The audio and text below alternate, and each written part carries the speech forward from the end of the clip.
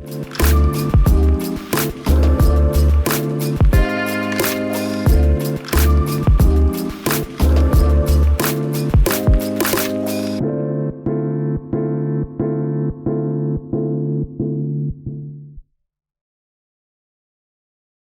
NAIFA members, to this year's Performance Plus Purpose Conference. It's a privilege to speak to you today about virtual marketing keys to success, a topic I am passionate about and one that I hope really excites you as well. I'm going to cover a lot of ground in this session, so please be prepared to take plenty of notes. As we explore this together, what I want to do is help you examine yourself and your practice and what makes you successful. And then I'm going to help you create some digital capacity that you may not have yet tapped into. My goal is to help you keep climbing and be even better than before. Well, let's all be honest with where things are, right? Technology is here and it's here to stay. This is not a fad. I don't see us going back to dial-up internet or rotary phones anytime soon. No, I don't think even the hipsters can bring that back. There is no doubt we are in the digital economy. And this digital frontier presents both challenges and opportunities for financial professionals.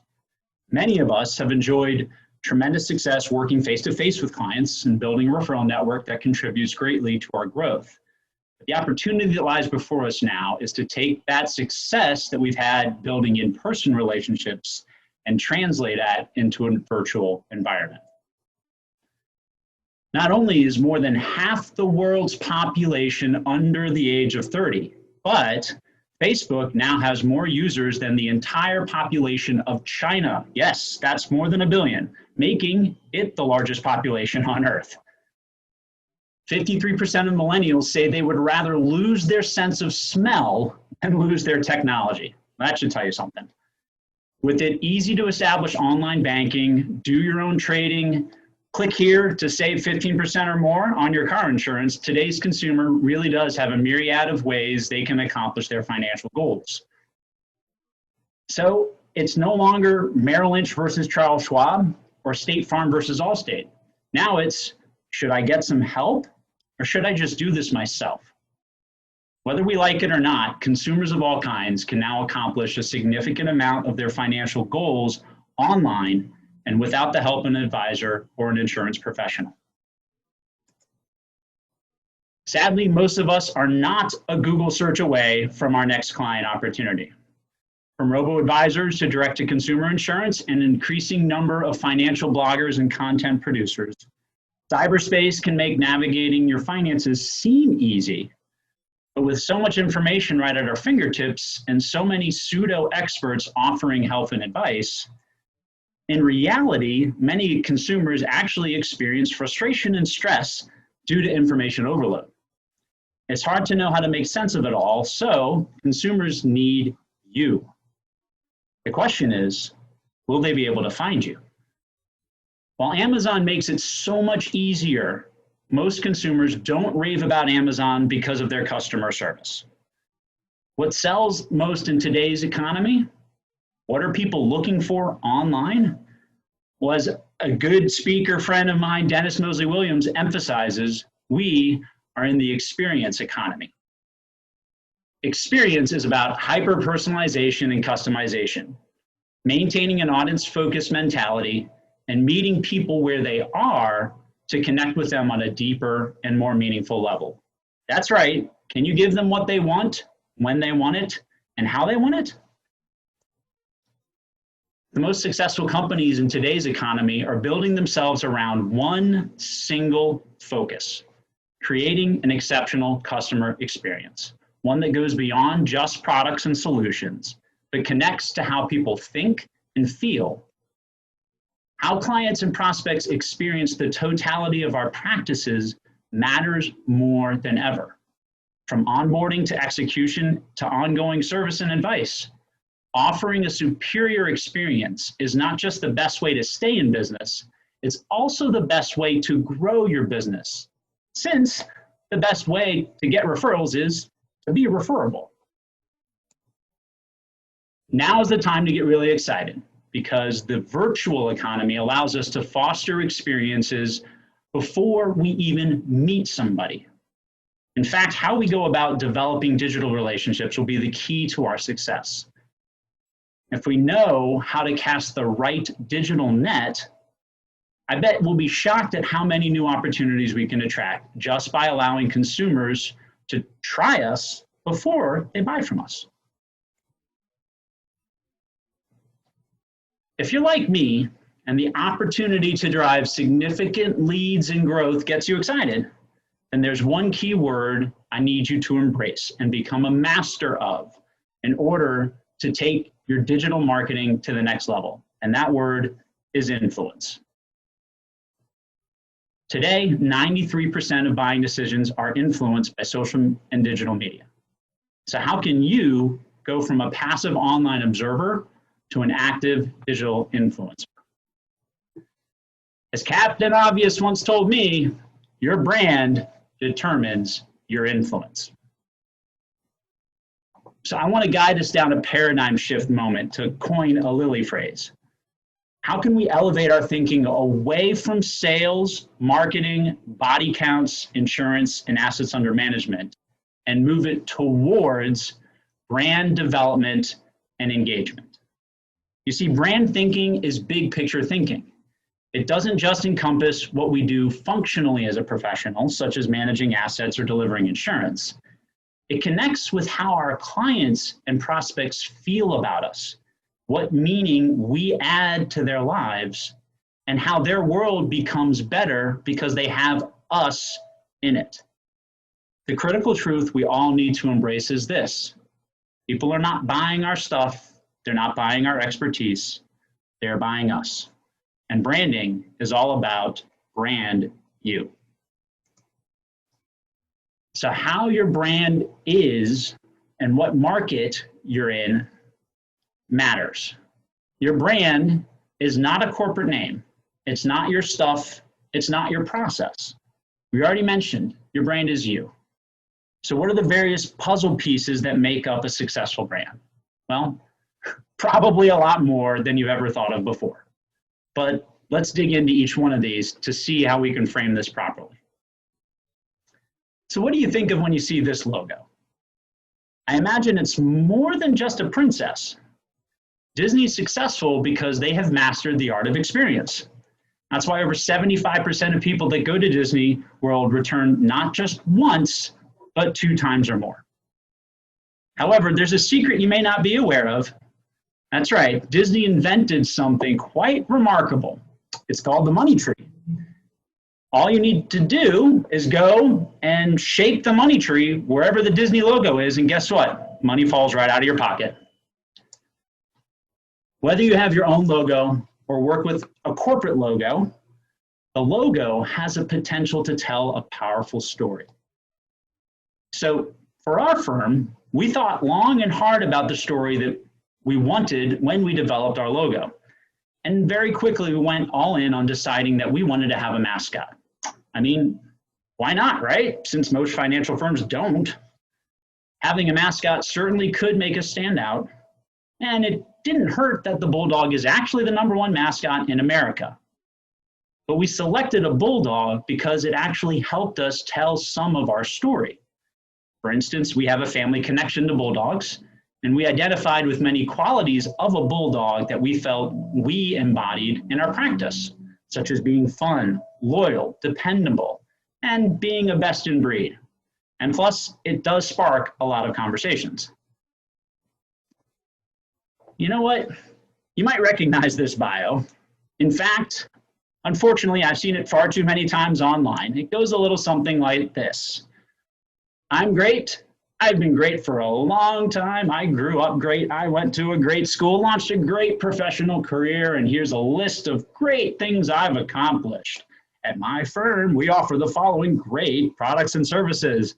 I think we should work together so we can be great together. Yeah, who wrote that? Not only is this bio all about you and not really about your audience, but it's written from your perspective. And when somebody reads this, it's probably harder for them to see how they would fit into your equation. Now let's try something a little bit different. What would it be like if your client wrote your bio for you, for example?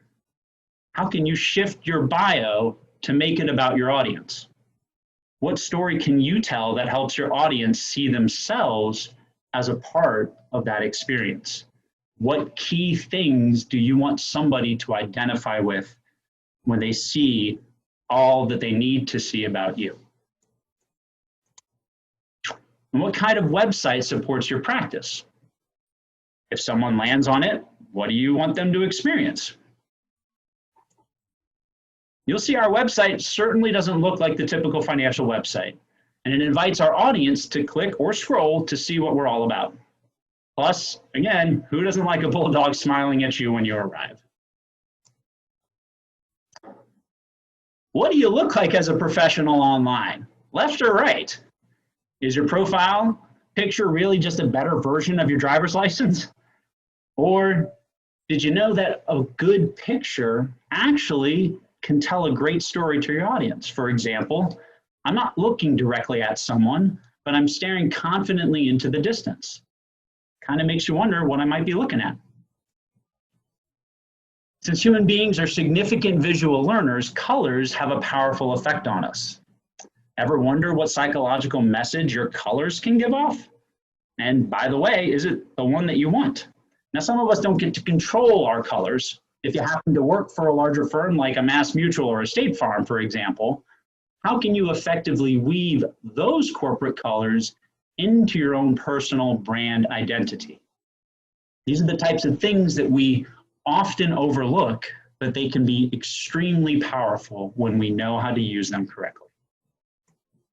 Oh, and here's a great tidbit that I hope everybody tries. Ever leave the office on a trip or for vacation? I do occasionally. Well, you know, back when we could take trips, that is. What's the typical autoresponder that we usually put up though, right? Dull, boring, dry, I'll be back, fill in the blank. But we had the chance to make an impression in so many ways. So why not have that be something that people might actually want to read? I bet you didn't know, but I actually receive emails from people saying, I love your out of office message. When you present things to clients, whose marketing materials do you use? For example, if you run an independent practice and use materials from several companies, it's important to ask yourself, what messaging are they sending, and does that messaging align with yours? Or when somebody calls and leaves you a message, what will they hear? Since people end up leaving messages all the time, why not make that experience more fun and personal? I actually have also gotten emails about the fact that people love my voicemail. Every little thing counts. And ever think about what you wear and the message that it communicates? I know we all actually probably think a little bit more about our attire, and certainly I'm staying on brand today, as you can tell. But does our attire always fit our audience? Sometimes maybe the coat and tie isn't the best way to relate to somebody else. But what happens when we say one thing in one place, but then say something different in another? This minor form of inconsistency can actually create what is known as cognitive dissonance, which is really nothing more than confusion, but it can be far more damaging than you might think. You see, while a prospect may not say anything, and it might seem like things are continuing to go smoothly, what we've unintentionally done is created a psychological question mark in the minds of our audience. So that's why it is so imperative for us to have brand uniformity, to be consistent in what we say and what we do across all mediums of communication, and yes, even our socks. Adding all these elements together is about differentiating yourself from the pack in the right ways and for the right reasons. Be a peacock in a sea of turtle doves. Now that your brand is aligned, I know you're pretty excited, and I know I am. It's time to align your marketing and your business development with your brand. So get ready to take even more notes, because I'm about to shift gears and walk through a major prospecting paradigm shift. Instead of cold calls, networking, pounding the pavement, etc., I want you to shift towards how can you strategically position yourself and your brand to get clients to come to you. Who doesn't want that, right? It's time to turn on the law of attraction and become a prospecting magnet. By the way, how many of us actually like cold calls? Or better yet, raise your virtual hand if you like getting spam emails. I can't see anyone's hand raised, so I'm going to assume you're like most consumers out there who no longer respond to the majority of marketing that is done today. Instead of talking to our target audience, assuming we know what they want and need, and pushing those things out that we think are best, it just really means we end up throwing a ton of darts and hope that enough will hit something. Let's turn marketing on its head instead and make marketing all about our audience and not about us. What if we started with our audience? What if we tried earning people's interest instead of trying to buy it or convince them of something? What if instead of trying to convince people, we just had a two-way conversation instead? How would that look, and how different might that make our connection and our brand engagement, especially in a virtual environment? You see, inbound marketing is a marketing activity designed to bring people in. It's built on the foundation of creating an awesome customer experience, and it aligns your content with your prospects' pain points. It is marketing that seeks to educate and entertain. And it is the difference between working smarter, not just harder. My friends, I want you to embrace this new marketing dynamic because it can revolutionize your practice overnight. In a digital world, inbound marketing is all about content. And you may have heard the term, content is king. And in many ways, that's absolutely true, because without effective content, you have no chance of driving opportunities. But people aren't looking for more content. In fact, did you know that there are over 500 new websites created every single day? People are looking for something instead that's going to spark change. They don't want more content, they want progress. So how do you create good content easily, and what kind of information will draw people in further and attract them more to your practice?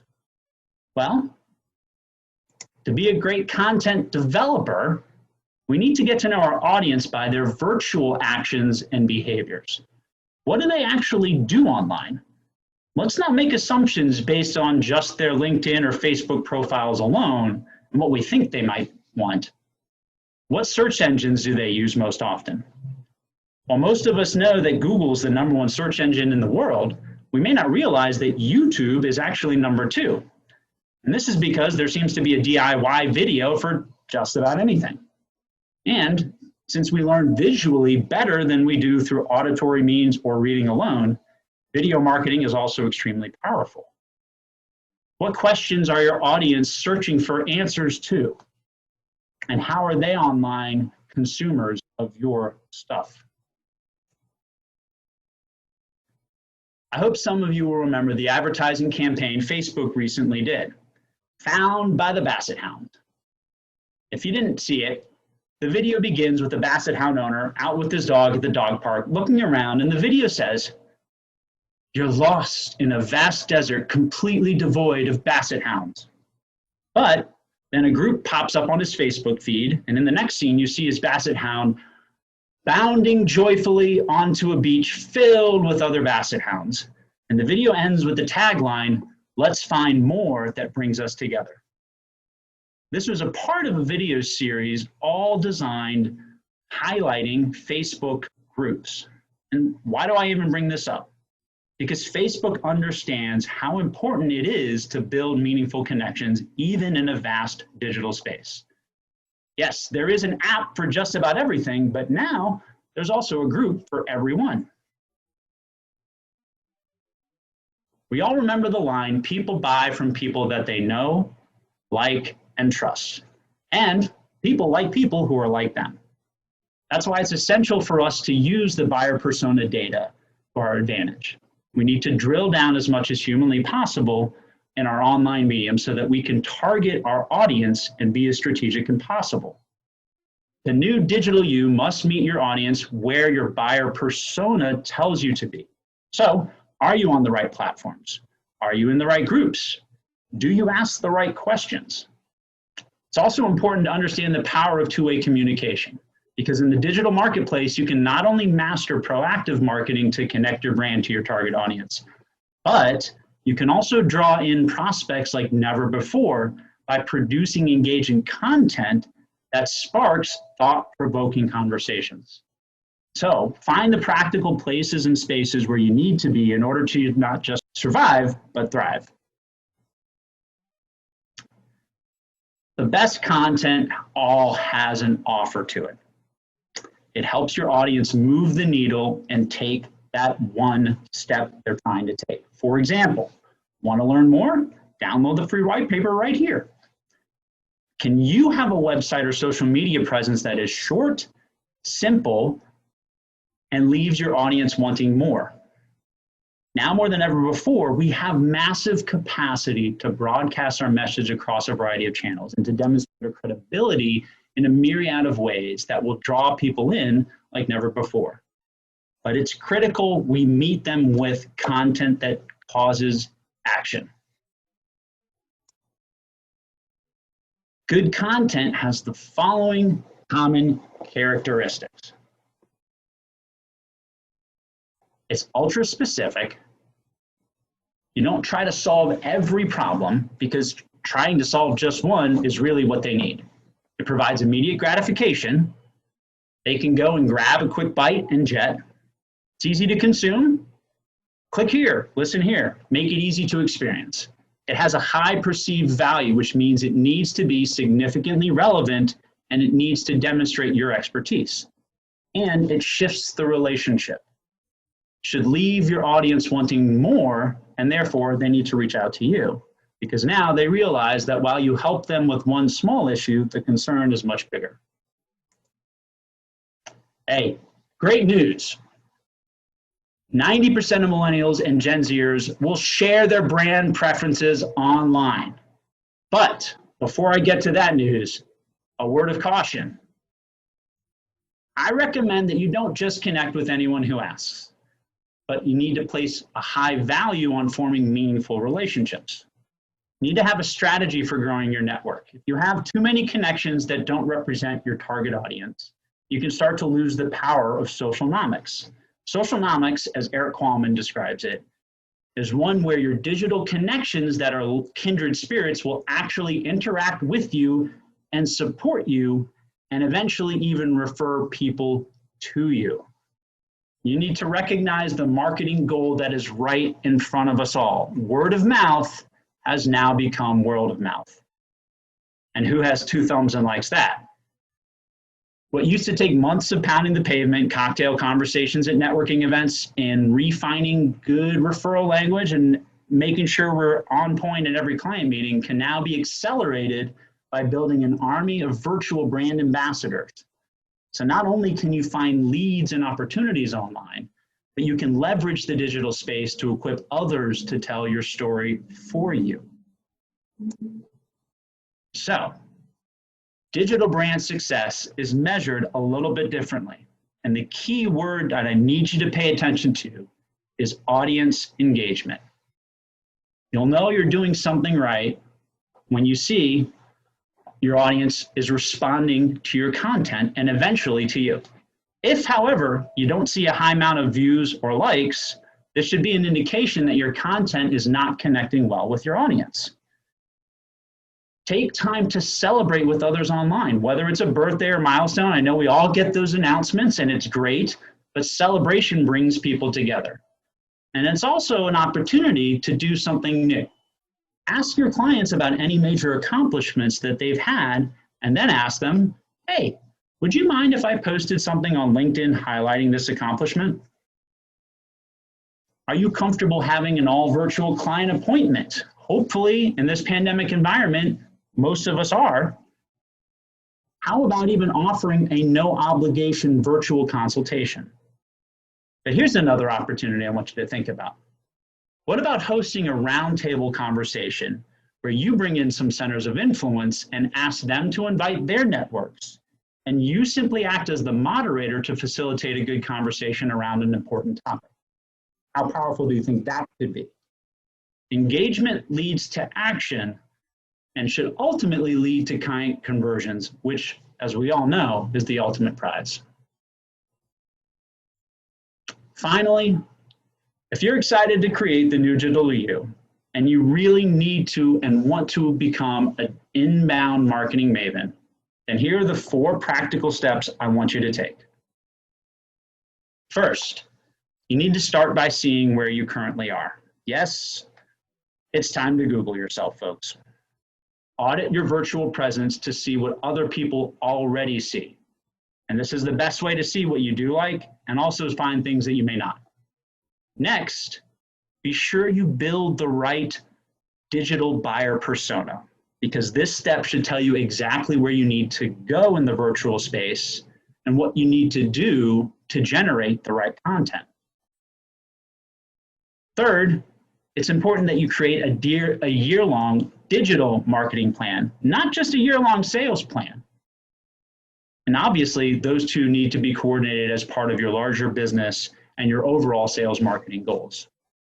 And finally, execute your digital plan alongside that sales plan by measuring it on a regular and consistent basis so that you can make sure that you're firing on all levels and taking maximum advantage of every opportunity out there.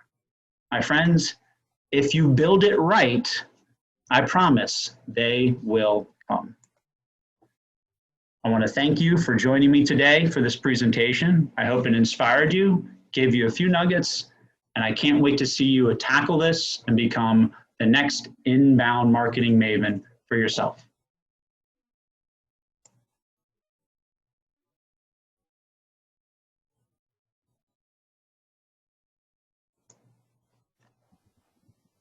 All right, crew. Hopefully y'all can still hear me.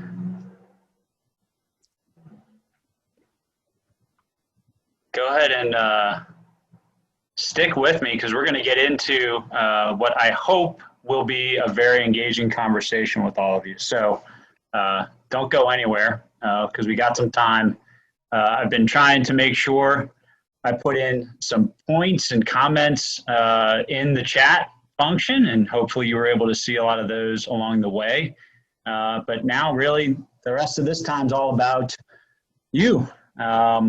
So it's time for us to kind of dig into any of what I just talked about, and I want everyone to walk away with something that's going to allow you to feel more equipped and hopefully also be able to dive right in and start practicing some of these things. So I think Brendan's got a slide or two, as much as I do love the whales. Let's see.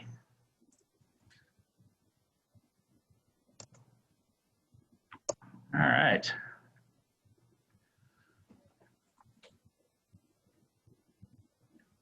All right, folks. Feel free to type questions, answers in the chat to me. I'm trying to monitor that as best I can.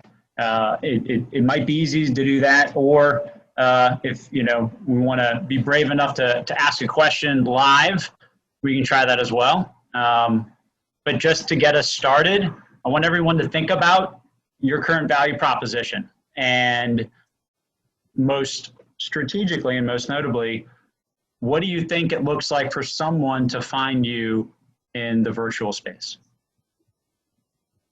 Anybody want to share anything? Any thoughts, comments? All right, we got some chats coming in.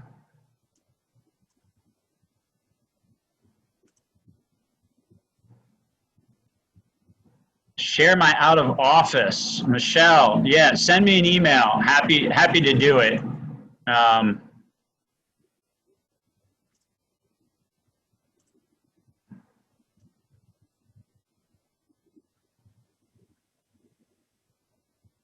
on, somebody's got to share. Unless you guys really want me to keep talking to myself, which I'm more than happy to do that as well. give me, if you don't want to have a value proposition, what's a hook? How can somebody go in and, you know, how are you going to stand out on LinkedIn from me or somebody else?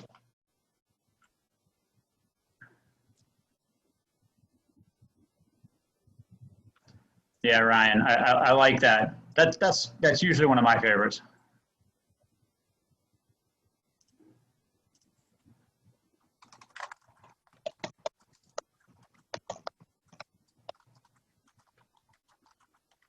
Okay, Bruce, how can I help?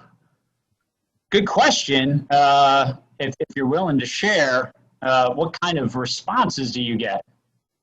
I got to take the if out of life. All right, that's very poignant.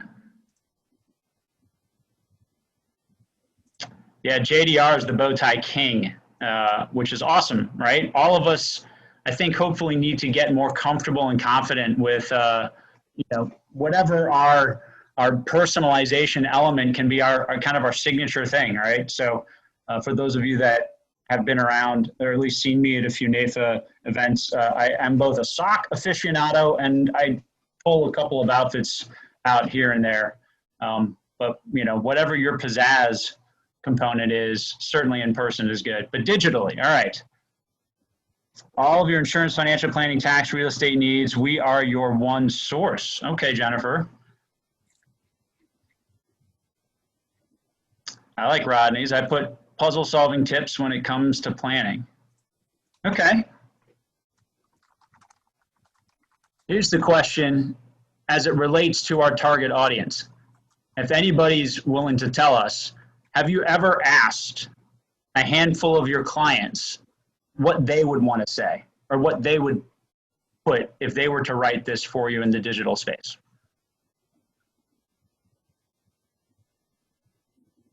Anybody? Anybody? Bueller? Specialize in retirement planning. Okay.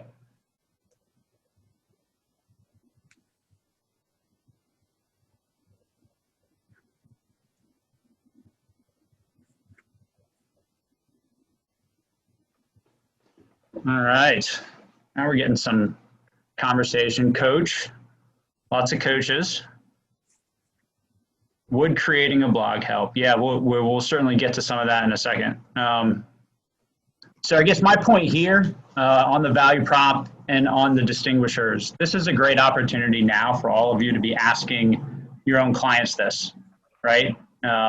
Because they understand you enough, they've worked with you, they know why they are working with you, they have their own story to tell.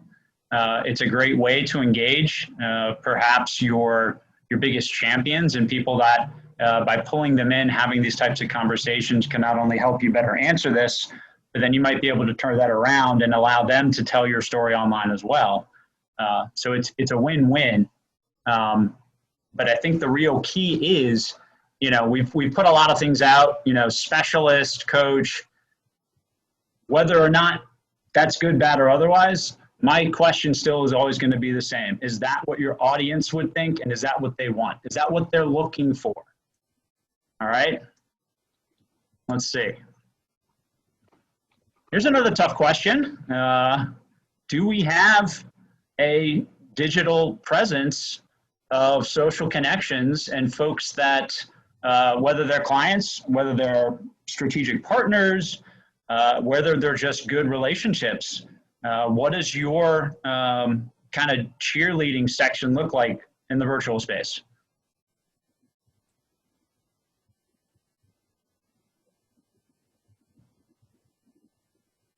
Yes, sure. Well, no surprise that Brian has an army of virtual supporters. Anybody else? I mean, if the answer is I'm not sure, maybe, I don't know, then again, another great opportunity, I would say, to engage more folks and find a strategic way to create that brand ambassador army. Because there's no reason why you can't have, you know, a dozen to 2 dozen people that on a semi-regular basis are either plugging you, talking about you, engaging with your content, posting and reposting,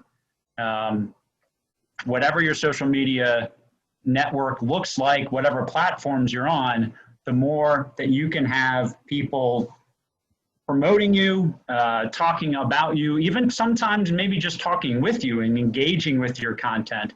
Sometimes that's a really valuable component, because as I mentioned before, if you're putting content out there, right, and you're not getting a lot of interaction or interactivity, then my one point to you is that good content? And frankly, the answer, in my opinion, is implicit in the question. Is nobody's interacting with you, it's not getting looked at, it's not really getting shared, it's probably not. But certainly something I'd want you to think about, right? All right. I covered a lot of ground on brand elements. Was there anyone that stood out more than the others? I think I got a couple comments about my out of office. If any of you want to call my cell phone and hear what my cell phone voicemail looks like, please feel free. I invite all of you to do that. All these little touch points, though, stand out. I mean, you know you're doing something right when literally people are just responding to you because of a voicemail or an out of office email. And I'm not saying that to pat myself on the back.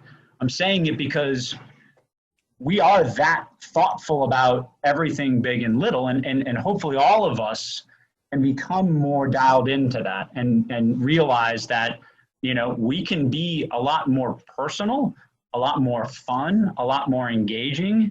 We can be in our digital presence and in the ways that we, you know, connect with and touch clients and prospects. There's a lot more ways that we can influence them without even realizing that that's kind of what we're doing. You know, does somebody want to work with a professional that has a really cool personal out of office email versus one that's just kind of, hey, I'm gone, see my assistant? Nothing wrong with the latter, but it certainly kind of is a feel good with the former, right? Let's see, our products and services are sold, not bought. It is a bigger issue finding us. I'm looking at Dustin. Oh, yeah. All right, I'll put my cell phone out there. Folks need to kind of email me because, well, usually I don't necessarily answer it if it's not a known number. But yeah, here it is for the world to see.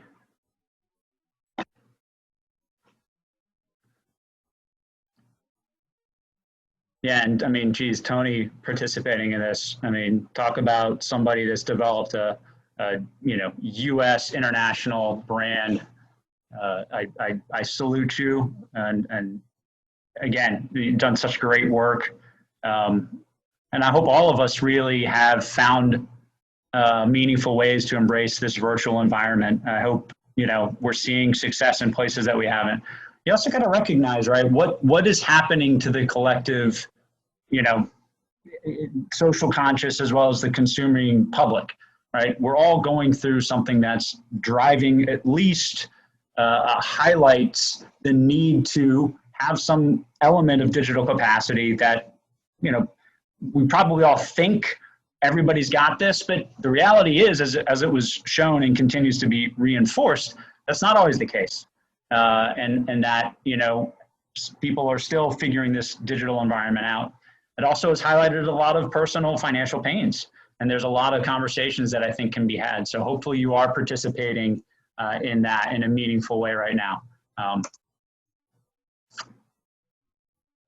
right, content conversation time. So if I'm sure I'm going to find at least a handful of people. So how many of you all have heard of Hearsay Social? Okay.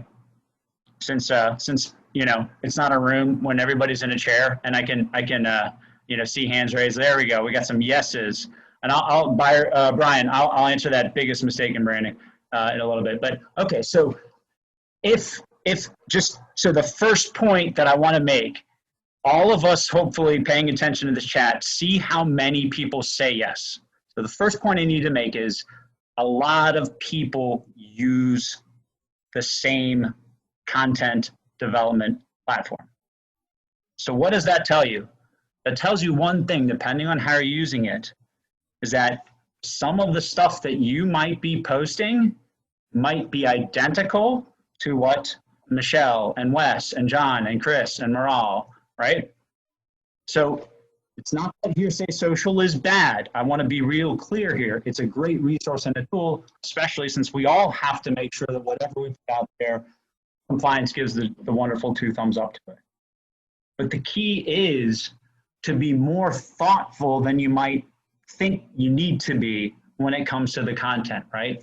Having something that's auto-posted or posted on a consistent basis to make sure that you have some form of engagement, if you're not doing anything more than just setting it up and forgetting it, it's probably not going to drive the type of opportunities, nor is it actually going to be something that an audience responds well to. Because here's the reality of it. If I go through LinkedIn, and obviously I'm on it fairly regularly and I do this on a regular basis, yes, I do see the same post by different financial professionals. And that means if I'm seeing it and somebody in the industry, certainly your audience and the people you're trying to connect to are seeing that same thing too. And what's that telling them? How thoughtful were you when you made that post? Obviously, I think the answer is people don't necessarily perceive that too well. But what if you can make a post, put some thought into it and ask a question or frame it as, hey, you know what? I thought this article was really thought-provoking. This was one of the points I found really valuable. What do you think, right? There are things that can be done to find ways to still take content without violating compliance, but make it more personal and make it something that it looks like you spent a little bit of time and thought and energy and effort behind, right? And yes, I know all of the resources, there's a ton that are available, and making sure that you're operating in a certain compliance environment can be challenging. Any of you that have particular questions or concerns about this, I'm not going to try to spend too much more time on this just for the sake of our time, but definitely email me, find me on LinkedIn, connect with me offline, and I can give you a lot more information about that. So, I don't want anybody to hear I'm a hater on Hearsay Social or any of those programs. My point is this: take the program, but use it and make it more personal so that way it doesn't look thoughtless. Because if I can tell it's thoughtless, and obviously, yes, I know that, but your audience, whether they say it or acknowledge it, they do feel it psychologically. And things that are thoughtless don't appeal. They will not attract. They will actually cause people to have a psychological barrier to working with you because you just seem like everybody else, okay? So that's my point there. And here's another thing, right? I mentioned that it's not, so we're not trying to just put out more content, because content for content's sake actually probably harms more than it does good. The goal of content development, creation, and anything that you're going to put out there is brand extension, with the goal to actually help our audience respond.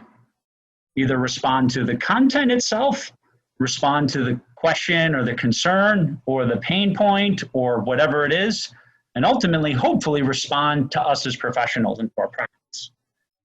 But how do you have something that's out there that allows somebody to, who's, maybe they're trying to figure things out in the business protection arena, right? And they have a lot of questions, and you have really spent enough time thinking about your audience, and you put something out there, or you find an article that can be posted and, compliance blessed, and you say, hey, not sure if any of you in the business arena have read this or are thinking about this, but I wanted to share this with you. This is one of my thoughts. What do you think about this? Or is this something that you're dealing with at this point, right? What can you do to put something out there that'll then allow somebody to respond, react?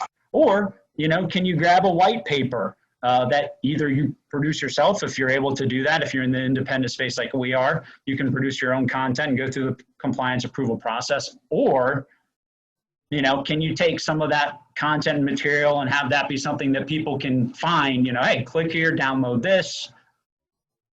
For more questions, reach out to me, right? So really, I hope all of us recognize and are hearing this point. It's about the things that help our public, our audience, our future clients to take some step, not to answer all their questions. Answer one. Help them take one small step, which is really the step that leads them to wanting to build a relationship. All right, so I've got 4 minutes left. I want to make sure I'm covering pretty much all this ground. By the way, LinkedIn is absolutely a fantastic platform. It seems like most of us are using it, and it seems like a lot of us are probably using it to some degree of success or effectiveness. However, it still shocks me every single day how many people out there that, you know, it's the LinkedIn version of a cold call, and it's mind-numbingly frustrating, and it's received the same way as if somebody just picked up a phone and robo-dialed it. So I don't know how many of us have some kind of an approach or have been given some kind of a LinkedIn approach, but I'm curious to know what that is, and if anybody's had some kind of success, and if not, I'll share a couple of tips and tricks for some of the stuff that I've done. But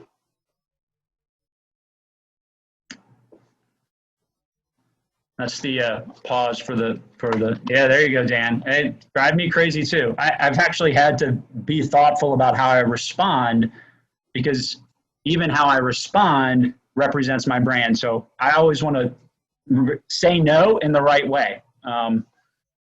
And that also means that, and that's, I guess the first point that I would say is be mindful of your connections, okay?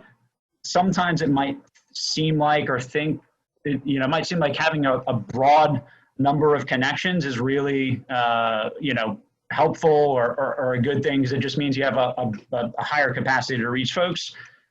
But if there are connections that are really trying to get after you, are not ever really going to be good prospects or good brand ambassadors, then I really think you want to be mindful of that, because ultimately your relational pool virtually should be something you want to take advantage of that can help you move the needle in some way, right? It's not going to be everybody, but I've heard some people out there saying, say yes to everybody that wants to connect, and that might work for some, and that might work for the people that say that. I'm actually pretty selective with my virtual connections, especially if someone's approached me out of the blue and they're saying, hey, check out what I do because I'm great, and I found your, that something that comes across that seems like it's thoughtful, but I can tell it's really not. It's just an auto message that you send to everybody. All right, your profile stood out to me. Love to connect and tell you about what I do. Well, why did my profile stand out to you? Just because you got some sort of LinkedIn analytics that gave you a list and now you're sending this to me, right? So again, if you have if you have more things that anybody else want to share, let's see, Steve put one in here. I have no reason to believe you're looking to make a change, but I thought we could grab a cup of coffee. Yeah, I think that's a great example. Have a personal approach, or I just like to ask people to connect, on just personally, hey, why don't we take 15 minutes just to get to know one another a little bit better? Because I can't say that I know you as well as I do some of my other virtual relationships. If that's something you're open to, not trying to sell you anything, and I say things like that, please let me know, right?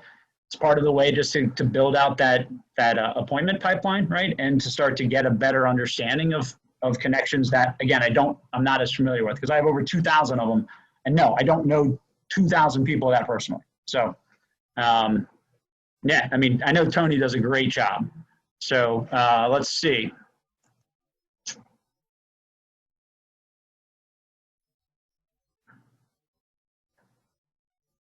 Yeah, this is a...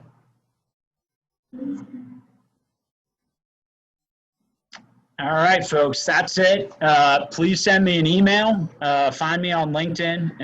I will send you the out-of-office stuff, and this recording will be available digitally and virtually, so you can go back and see what that out-of-office looked like if you want to replay this for yourself. So thank you, everyone, for participating. Hope you got something out of it. Really appreciate the engagement, the chats, the comments, everything. Great having you joining me today. So have a good rest of your conference. By the way, I got to plug tomorrow. If you want more and you want more details, you have to attend Suzanne Karaman's session because she's going to build off of what I talked about. She's going to give you some real bite-sized morsels, real granular stuff. So if this was good, tomorrow's going to continue that goodness. So make sure you check it out.